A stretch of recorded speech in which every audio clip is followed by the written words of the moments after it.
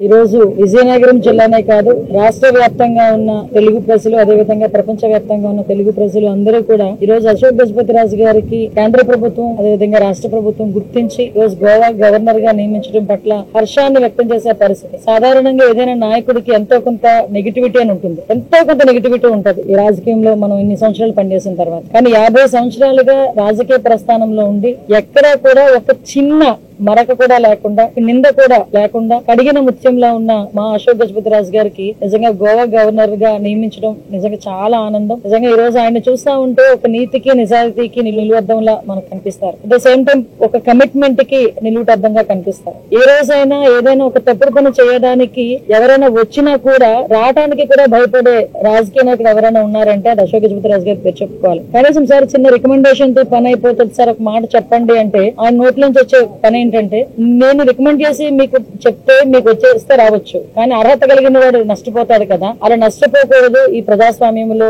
అని ఇంత నిక్కచ్చిగా 50 సంవత్సరాలు కూడా రాజకీయం చేయటం అనేది ఒక ఎత్తు అయితే, అదే 50 సంవత్సరాలు విజయనగరం ప్రజలకు ఎంతో సేవ చేసి రాజరికంలో ఉన్నప్పటికీ కూడా ఎక్కడా కూడా ప్రజలకి దూరం చేసుకోకుండా ప్రజలకు అతి దగ్గరగా ఉండి ఆ ఫ్యామిలీ ఈ రోజు విజయనగరంలో ఇన్ని విద్యా సంస్థలు గాని మానసా ట్రస్ట్ గాని ఇవన్నీ నడిపిస్తూ ప్రజలకు అతి దగ్గరగా ప్రజలకు సేవ చేసుకున్న ఒక మంచి మనసున్న వ్యక్తి అశోక్ గజపతిరాజు గారు. ఈ రోజు తన కుమార్తెను ఈ రోజు మొన్న ఎలక్షన్స్ లో నుంచోబెట్టడం అనేది చాలా డేర్ స్టెప్ అన్నమాట. అంత పెద్ద కుటుంబం నుంచి వచ్చిన తర్వాత కూడా తన కుమార్తెను తీసుకొచ్చి ఎలక్షన్ లో నుంచోబెట్టి ఎలక్షన్ లో గెలిపించుకొని ఈ రోజు తన ఎమ్మెల్యేగా ఈ రోజు ఒక శాసనసభ్యురాలుగా ఆవిడని అసెంబ్లీకి పంపించడం అజాత శత్రువు అంటారు అశోక్ గజపతిరాజు గారిని ఎవరైనా. అటువంటి అజాత శత్రువు అశోక్ గజపతిరాజు గారి మీద కూడా లాస్ట్ గవర్నమెంట్ లో జగన్మోహన్ రెడ్డి ఏ విధంగా టార్గెట్ చేశాడో మీ అందరికీ తెలుసు. నేను చూసానండి, స్వయంగా నేను చూసాను. ఇదే బంగ్లాకి 2-3 సార్లు నేను రావడం జరిగింది. ఏ రోజు కూడా మనిషి మొహంలోని ఆ శాంతియుతంగా ఉండే మనిషి ఎందుకు ఇలా జరుగుతుంది అని ఒక బాధపడ్డారా తప్ప ఆందోళన అక్కడ చెందల. అంటే ఈయన ఏదో ఒక స్పెషల్ ఎజెండాతో వచ్చారు,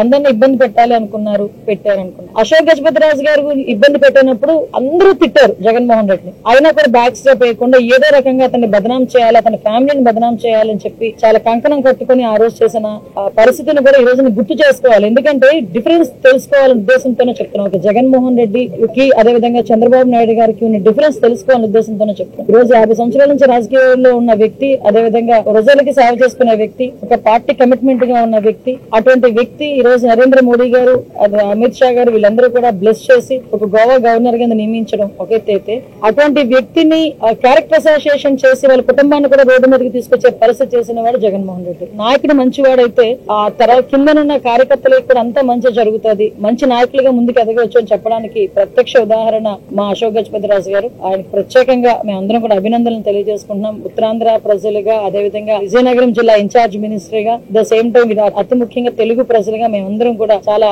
అభినందనలు తెలియజేసుకుంటున్నాం.